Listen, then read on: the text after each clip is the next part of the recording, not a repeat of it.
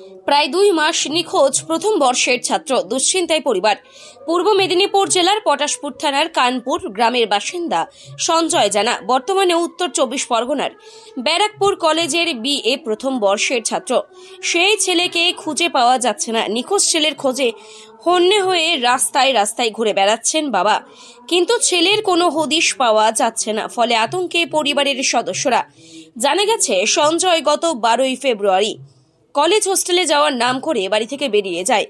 কয়েক ঘন্টা পরে বাড়ির লোক ফোন করলে ফোন সুইচ অফ আসে। এরপরে সঞ্জয়ের বাবা ক্ষুদিরাম জানা কলেজে খোঁজখবর নিয়েই জানতে পারেন সঞ্জয় হোস্টেলে যায়নি। পরে ক্ষুদিরাম বাবু পটাশপুর থানায় নিখোঁজের লিখিত অভিযোগ দায়ের করেন। প্রায় 35 দিন কেটে গেলেও কোনো খোঁজ মেলেনি সঞ্জয়ের। কবে ছেলের সন্ধান পাবে তা নিয়ে দুশ্চিন্তায় দিন কাটাচ্ছে পুরো পরিবার।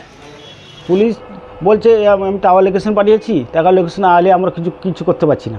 আমি আসুক, তুমি এখন 2 দিন থামো, আমি আপনাকে ডাকবো। পটাশপুর পুলিশের উপর কোনো আস্থাই নেই। ওই তো আজকালকে বলে আজকে 34-35 দিন হয়ে গেল, ছেলের কোনো হদিশ পাচ্ছি না, ফোন করছে না, সুইচ অফ করে রাখছে। ছেলের জন্য পাগলের মধ্যে ঘুরছি, এইদিকে ওদিকে ঘুরছি, গোটা গ্রাম ঘুরছি, কোনো কিছু পাইনি। ব্যুরো রিপোর্ট, এখন সংবাদ।